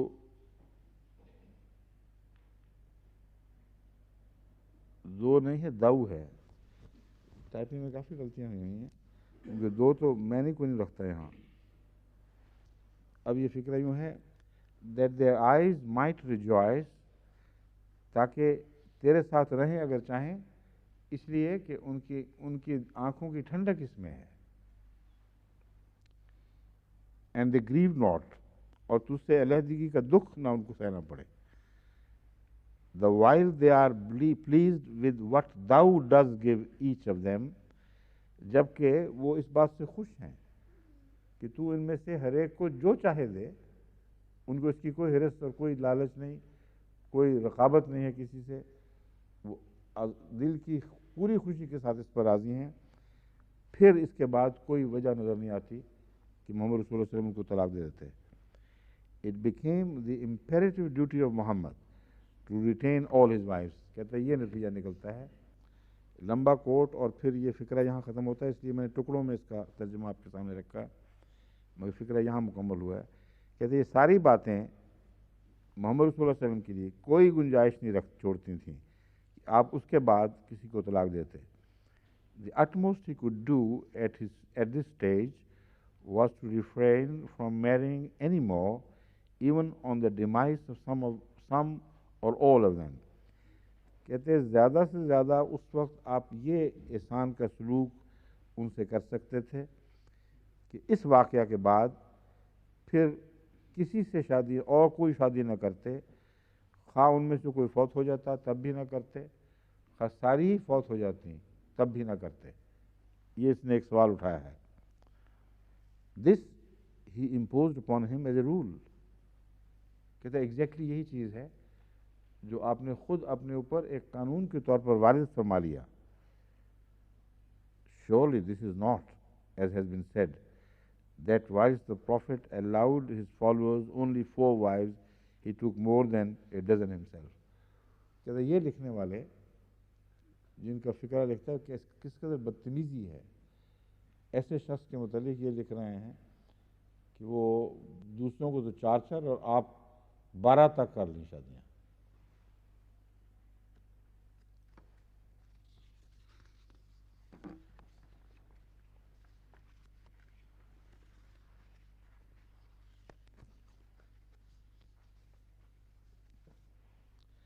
آگے پھر یہ بیویوں کی تفصیل بیان فرماتا ہے کہ کس کس کیٹیگری کی ہیں وہ وائفز جن کو آپ نے ان کا حق مہر ادا فرما دیا، جن کا معین ذکر ملتا ہے: سودا، عائشہ، حفصہ، زینب، ڈاٹر آف جاش. مگر اس کی جو تفصیل کی یہاں ضرورت نہیں ہے، کسی نے دیکھنا ہو تو یہ کتاب موجود ملتی ہوگی یہاں، عام کی نہیں ملتی. یہ کتابیں پتہ کریں دونوں کتابیں ملتی ہیں کہ نہیں. بہرحال کتابوں کے حوالے سے معلوم کی جا سکتی ہیں. باقی تفصیلی یہ پڑھنے والی کتابیں ہیں، میں منگوائیں اس کو دونوں کو.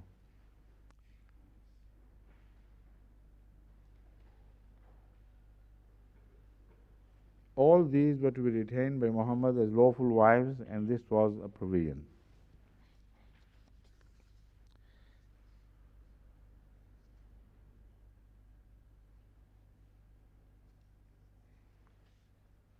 یہ جو ایک ریفرنس دے رہا ہے اوپر ایک رائٹر کا، یہ کہتا ہے کہ یہ بوزورتھ اسمتھ کا ریفرنس ہے.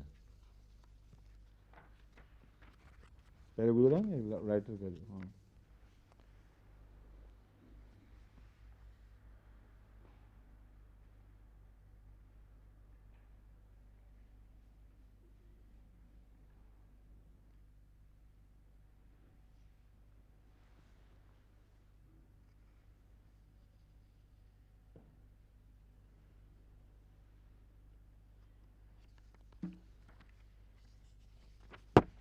اچھا جی،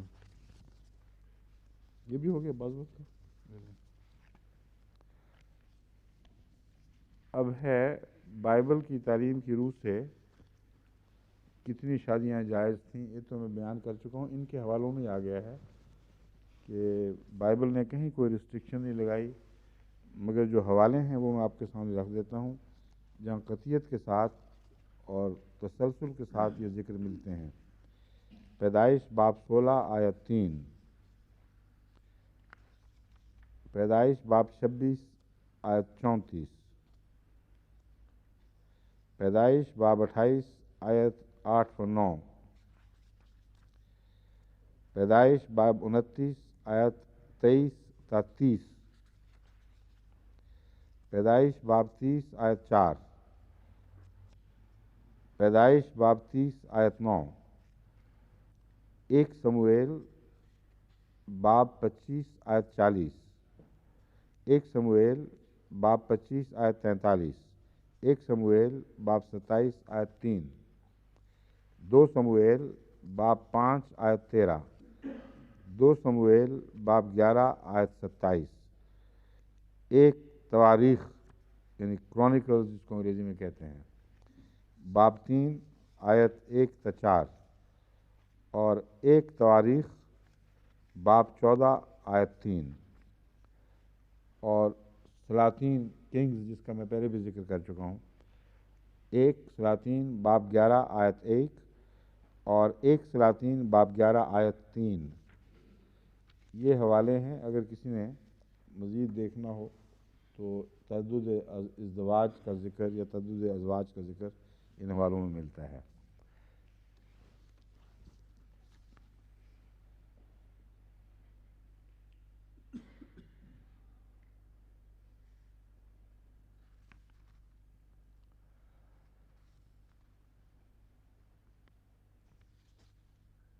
یہ جو ایک بحث اٹھائی گئی تھی کہ نیو ٹیسٹیمنٹ میں کہیں بھی کوئی معین آیت ایسی نہیں ہے جس سے یہ استنباط قطعیت کے ساتھ کیا جا سکے کہ حضرت مسیح نے ایک سے زیادہ شادیوں کو منع فرمایا اور تاکید کی ہے کہ صرف ایک ہی رہے. یہ چیز جو ہے اس کے متعلق ایک صبح ملا تھا مجھے حوالہ، یہ فوزیہ شاہ نے بھیجا ہے، یہ وہی ہے صبح والا؟ اچھا، یہ حوالہ ہے جس میں متی کی وہ ایک اور ضمن میں حوالہ پیش کیا گیا ہے. اس سے عیسائی استنباط کرتے ہیں، مگر اس وقت یہاں موقع نہیں ہے، اس استنباط کی ان کے پاس کوئی گنجائش نہیں ہے. خصوصیت کے ساتھ حضرت مریم اپنی والدہ کے متعلق جب یہ ثابت ہو کہ وہ ایک ایسے خاوند کی بیوی بنی جس نے اس سے پہلے بھی ایک بیوی کی ہوئی تھی، اس پر حضرت عیسیٰ علیہ السلام کا فتویٰ خود اپنی ذات پہ سب سے زیادہ پڑتا.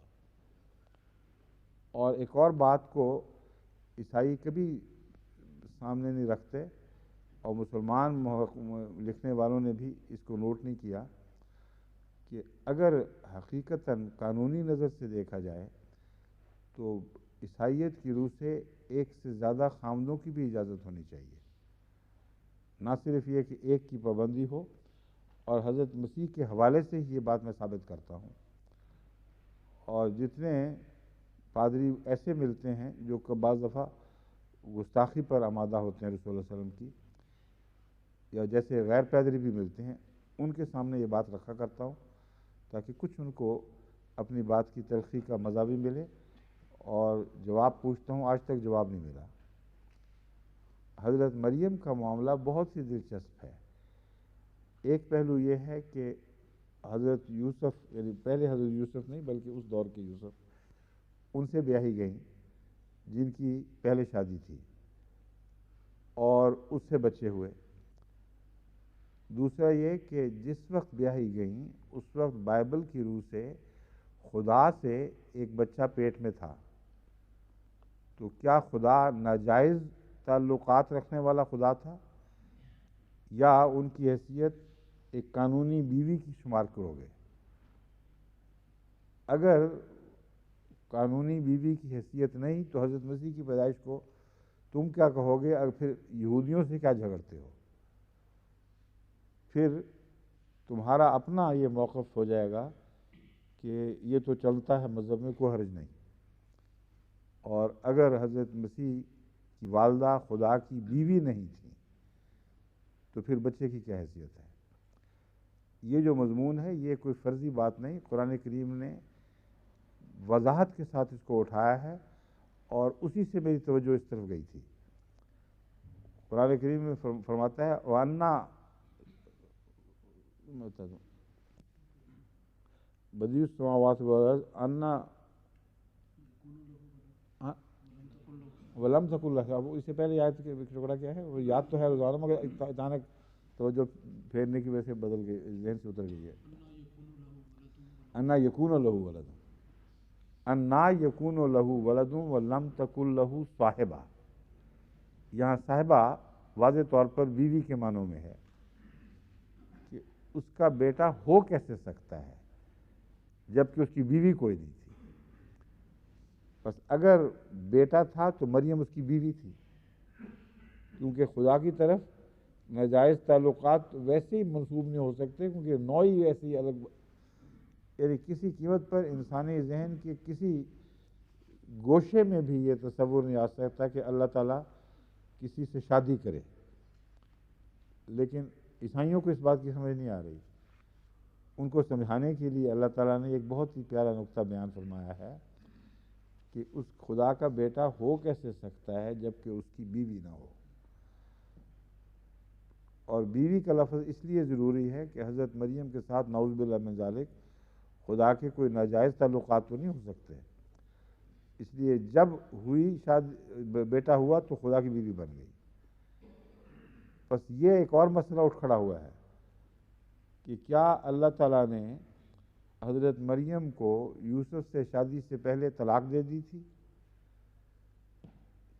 یا ایک وقت میں دو خاوند تھے؟ طلاق کا مسئلہ عیسائی مانتے نہیں، کہتے ہیں طلاق کی اجازت ہی نہیں، کیونکہ وہ جو حوالہ ہے جو یہ یہاں پیش کیا ہے فوزیہ شاہ نے اس میں اصل بحث طلاق کی ہو رہی ہے. حضرت مسیح کے متعلق یہ موقف تو ملتا ہے، اس حوالے سے یہ ثابت ہوتا ہے کہ طلاق کے آپ خلاف تھے، یعنی ناپسندیدگی کی حد تک ہوگا، لیکن جو بائبل میں مذکور ہے اس سے لگتا ہے کہ طلاق کو آپ گویا حرام سمجھتے تھے. اور عیسائی یہودی جو محققین تھے یا یہودی علماء اس زمانے کے، وہ حضرت مسیح سے یہ بحث کر رہے تھے. حضرت مسیح مان نہیں رہے تھے کہ نہیں، بائبل کی روح سے، اولڈ ٹیسٹمنٹ کی روح سے طلاق نہیں ہو سکتی. اب یہ حوالہ یہاں موقع پر چسپاں ہوتا ہے. حضرت مسیح کی کیا پوزیشن ہوگی اس والدہ کے بیٹے جس کی یوسف سے شادی ہوئی جو ایک اور بیوی بھی رکھتا تھا اور دو بیویوں کے خلاف تھا، اس ماں کے بیٹے جس کی اس شادی سے پہلے خدا تعالیٰ کے ساتھ ایک کسی تعلق کے نتیجے میں، جس کی تفسیر ہم نہیں کہہ سکتے، ایک بیٹا پیدا ہوا اور وہ آپ کی خدا کی بیوی کہلا سکتی ہیں، کیونکہ قرآن کریم نے بالکل صحیح فرمایا ہے کہ بیوی کے بغیر خدا کی بیٹی کا تصور نہیں ہو سکتا. اگر کہلا سکتی ہیں تو پھر طلاق والا مسئلہ بھی ساتھ ہی گیا، کیونکہ اگر طلاق نہیں دی تھی تو پھر یہ بھی مانو گے کہ ایک وقت میں عیسائیت کی روح سے دو بیویاں بھی جائز ہیں، دو خاوند بھی جائز ہیں. اور اگر طلاق دو گے تو یہ آیتیں کہاں چلی جائیں گی، اور طلاق والے مضمون میں تمہارا موقف کیا رہے گا؟ سمجھ گئے ہیں بات ڈاکٹر صاحب؟ سمجھ گئے، شکر ہے. تو یہ ہے قصہ. وہ جو حوالہ، یہ جو بات ہے، یہ کوئی محض کوئی بد اخلاقی کا مظہر بات نہیں ہے ہرگز. یہ کہا جائے قرآن کریم نے ایک لفظ کے اندر ایک ایسا مضبوط استدلال ہمارے ہاتھ میں تھما دیا ہے کہ اس سے یہ کسی صورت نکل ہی نہیں سکتے. آج تک جن کے سامنے مجھے یہ بات کرنے کا موقع ملا ہے وہ ان میں سے دو یا تین تو یقینی طور پر وہ جو گھر گھر کے دروازے کھٹکھٹاتے ہیں، کیا کہتے ہیں ان کو، Seventh Day Adventist, Jehovah Witnesses, یہوہ وٹنسز والے تھے، اور وہ بڑے کٹھر ہیں، بڑے کرخت ہیں اپنی باتوں میں. جب بھی انہوں نے کوئی اسلام کے متعلق کوئی ایسی بدتمیزی کی بات کی، میں نے ان کے سامنے سوال رکھ دیا. میں نے کہا بتاؤ تم کیوں دو خام نہیں کرتی تم لوگ؟ عیسائیت نے تو اجازت دی ہے. ایک دم وہ بھڑک کے کہتے ہرگز نہیں، جھوٹ ہے. میں کہتا ہوں اب بتاؤ یہ کیا قصہ ہے؟ ہمیشہ بہانہ بنا کے بھاگے ہیں وہ. ایک کیس تو ایسا تھا جو مجھے تنگ کرنا شروع کر دیا تھا. آئے دن نام لکھا ہوتا تھا ملاقات میں کہ یہاں کے ہمارے قریب کے رہنے والے تھے یہوہ والے، اور وہ بات ان سے کوئی کیا کرے، جب کوئی دلیل دیں تو وہ ضد لگا بیٹھتے ہیں اسی طرح، نہیں یہ بات یوں نہیں ہے یوں ہے. میں نے پھر اس طریقے سے پیچھا چھڑایا. میں نے کہا تو نے اتنے سوال کر لیے، کافی ہو گیا. اب میرا ایک سوال ہے، اس کا جواب جب لاؤ گی تو ملاقات کا وقت ملے گا، اس کے بغیر نہیں ملے گا. دو عورتیں اکٹھی آیا کرتی تھیں، آپ سے پہلے کی بات ہے. پھر نظر ہی نہیں کبھی ہیں، نام لکھوانا درکنا پتہ نہیں کہاں غائب ہو گئے. تو قرآن کریم نے یہ دلیل بڑی مضبوط دی ہے. اس کو استعمال کرتے وقت یہ خیال رکھنا چاہیے کہ اپنے متعلق بتا دیا جائے کہ ہم حضرت مریم صدیقہ رضی اللہ تعالیٰ، حضرت مریم صدیقہ کو ہرگز یہ نہیں سمجھتے جو تم سمجھ رہے ہو. تم جو سمجھتے ہو اس کا منطقی نتیجہ یہ نکلتا ہے، اور بہت ہی ظلم کرتے ہو تم حضرت عیسیٰ علیہ السلام پر، حضرت مریم پر، اور تم ہماری دل آزاری کرتے ہو، ہم تمہاری نہیں کر رہے. کیونکہ ہم جس مریم کو اتنا پاک باز سمجھتے ہیں، خدا تعالیٰ کے اعجازی نشان سے اس سے بچہ پیدا ہوا ہے، اس پر تم داغ لگا رہے ہو، عجیب و غریب قسم کے مسائل اٹھا رہے ہو جس سے دنیا کے لیے نجات پانا مشکل ہو جائے گی. کہ خدا گویا کہ شادی کرتا ہے، طلاق نہیں دیتا، اوپر سے ایک اور آدمی بھی. اور ظلم ایک اور یہ ہے کہ جو بڑے لوگ ہیں ان کی بیویاں پھر دوسری شادی نہیں کیا کرتی ہیں عموماً. شرعاً جائز یا ناجائز کی بحث نہیں اٹھاتی، ان کے مزاج کے خلاف ہو جاتا ہے کہ وہ غیر اس سے گھٹے کم مقام یا کسی اور سے شادی کریں. چنانچہ آن حضرت صلی اللہ علیہ وآلہ وسلم اگرچہ خدا نہیں تھے، مگر انبیاء میں ایک ایسا عظیم مقام تھا کہ اس سے اونچا مقام کسی نبی کا نہیں تھا.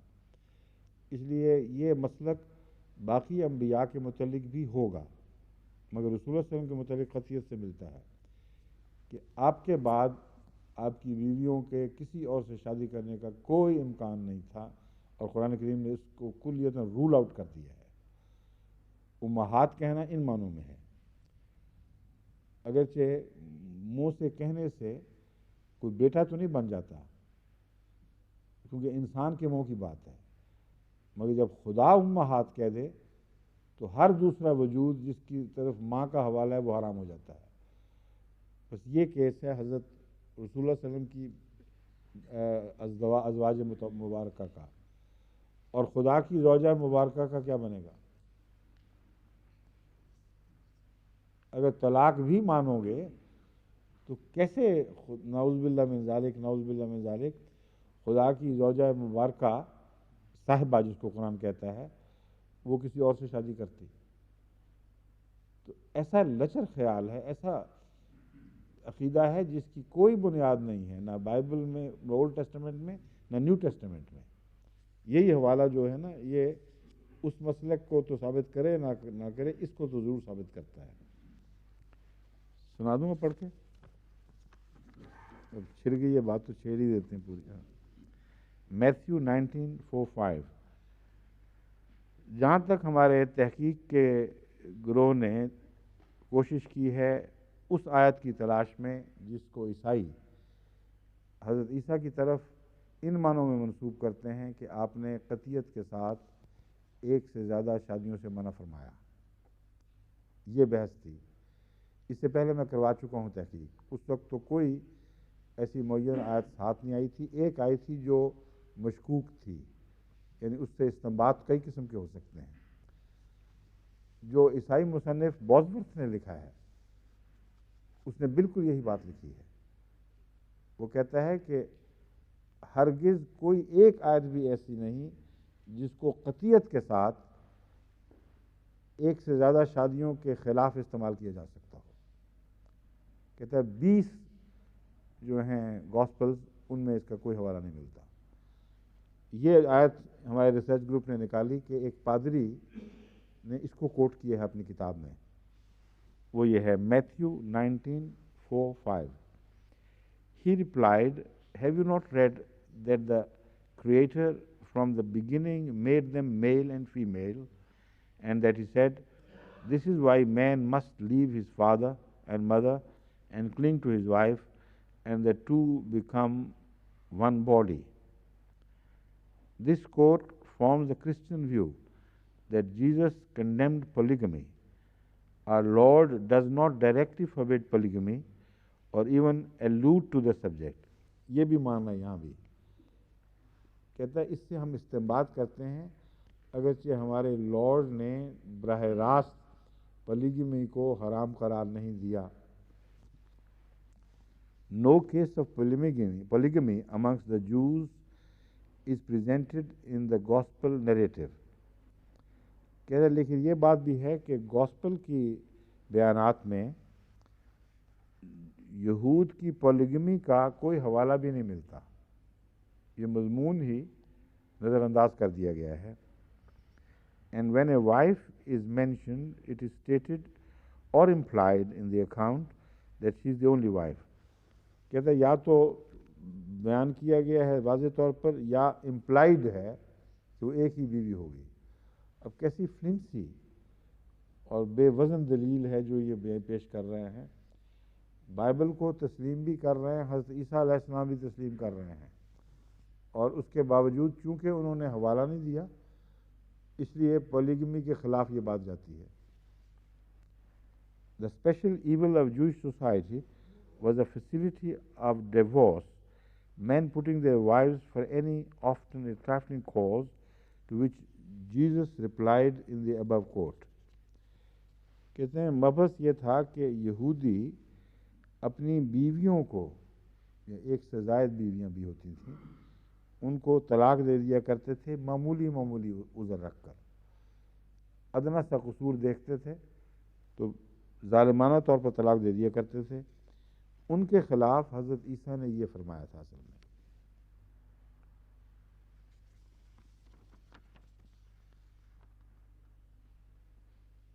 اب دیکھیں حضرت عیسیٰ علیہ السلام کی بحث تو یہود سے صرف یہ چل رہی تھی کہ تم چھوٹی چھوٹی باتوں پہ طلاق دے دیتے ہو اور اس کا تمہارے پاس کوئی جواز نہیں ہے.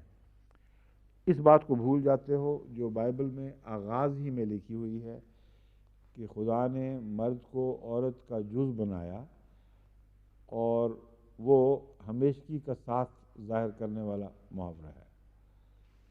یہ ہے استنباط. یہ حضرت آدم کے ذکر سے بات چلی ہے, اس سے ایک نصیحت کے رنگ میں یہ بات سمجھ آ جاتی ہے کہ ایسے واضح طور پر ایک ایسا طرز بیان ہے جو معلوم ہوتا ہے کہ زندگی کا ساتھ ہے, اور یہی مضمون اسلام میں بھی ملتا ہے. قرآن حضرت صلی اللہ علیہ وسلم فرماتے ہیں کہ خدا کو جتنے بھی حلال ہیں ان میں سب سے زیادہ ناپسند طلاق ہے, اس لیے جلد بازی نہ کیا کرو. اور یہی وہ نصیحت تھی جو حضرت مسیح یہود کو اس زمانے میں فرما رہے تھے کہ تم نے تو طلاق کا مذاق بنا لیا ہے, بائبل کی اس تعلیم کی طرف توجہ کو نہیں کرتے, جس سے یوں لگتا ہے جیسے زندگی بھر کا ساتھ ہے.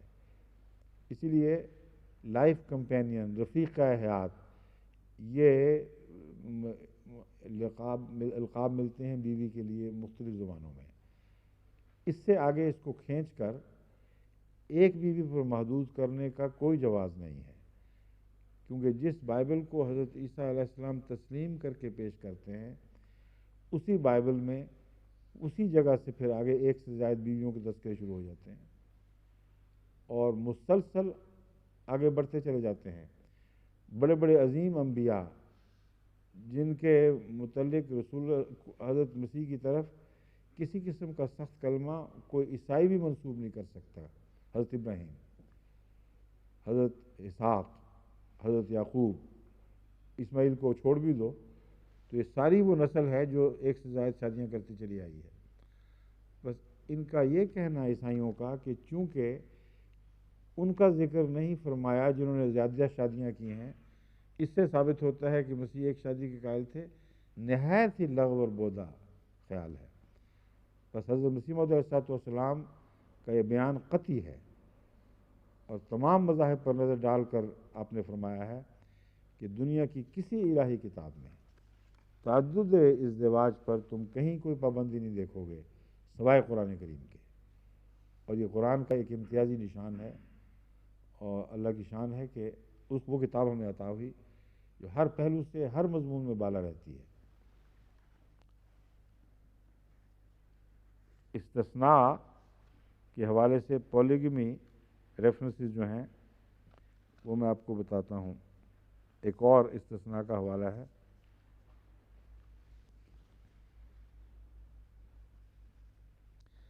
اس کی ضرورت نہیں، کافی بیان ہو چکا ہے۔ استثناء میں if a man have two wives, one beloved, another hated، تو یہ سارے اب حوالے بیکار ہیں، ضرورت نہیں ان کو پڑھنے کی۔ تواریخ کا حوالہ ہے، یہ اٹھا لیں۔ اب آخر پر میں ایک ایسی بات آپ کے سامنے رکھتا ہوں جو اس نے اٹھائی ہے، ویری نے، اور بڑے ظالمانہ طور پر یہ کہا ہے کہ بد اخلاقی کی تاریخ میں اور بے حیائی کی تاریخ میں ان ممالک سے زیادہ بے حیا اور بد اخلاق اور نفسانی بے راہ روی میں مبتلا آپ کو نظر نہیں آئیں گے جن پر مسلمانوں نے حکومت کی ہو یا جن ملکوں میں مسلمان راج رہا ہو۔ وہ اس تاریخ میں سب دنیا کو پیچھے چھوڑ جاتے ہیں۔ یہ ایسا بے حیائی کا کلام ہے، اتنا بڑا جھوٹ ہے کہ تمام تاریخ کے حوالے سے اس کو قطعی طور پر جھوٹا، لغو، بیہودہ الزام ثابت کیا جا سکتا ہے، اور معاملہ اس کے برعکس ہے۔ معاملہ اس کے برعکس صرف عیسائی ملکوں کے لحاظ سے نہیں، ہندو ملکوں کے لحاظ سے بھی، بدھسٹ ملکوں کے لحاظ سے بھی، جو غیر مذہبی ممالک ہیں جن میں کوئی مذہب نہیں چلتا، یعنی پیگنز ہیں، ان میں بھی یہی بات ہے۔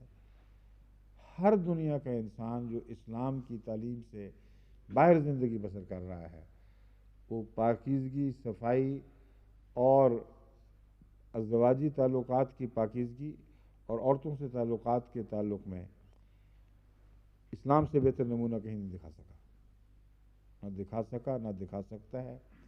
یہ کچھ حوالے ہیں جو میں انشاءاللہ کل آپ کے سامنے رکھوں گا۔ اس میں کچھ کلیسا کے بھی حوالے ہیں۔ اب اس نے ویری نے مجھے مجبور کیا ہے کہ یہ آپ کے سامنے رکھوں۔ اس کے اوپر بعض ضخیم کتابیں لکھی گئی ہیں، جن میں سے ایک پریسٹ کرافٹ ہے۔ اس میں تو بڑے بڑے خطرناک حوالے ملتے ہیں اس بات کے، جو بتاتے ہیں کہ اس آثر کے نزدیک مذہبی دنیا میں اس سے زیادہ بے حیائی کی کہیں مثال نظر نہیں آتی جتنا عیسائی مذہب کے علم برداروں کے حوالے سے ملتے ہیں۔ یہ باتیں وہ جن کے سپرد مسیح کی بھیڑیں کی گئی تھیں، ان کا کیا حال تھا، یہ کتاب اس مضمون پر ہے۔ تو چونکہ بعض دوسرے حوالے بہت ہی شاید سخت ہوں اور بعض لوگوں کے لیے تکلیف دہ ہوں، مگر ضمناً یہ بتانے کے لیے کہ یہ جھوٹا شخص ہے، ویری بالکل جھوٹ بولتا ہے، برعکس معاملہ ہے۔ میں انشاءاللہ بعض حوالے کل آپ کے سامنے رکھوں گا۔ چلیں یہ رہ گئے بس۔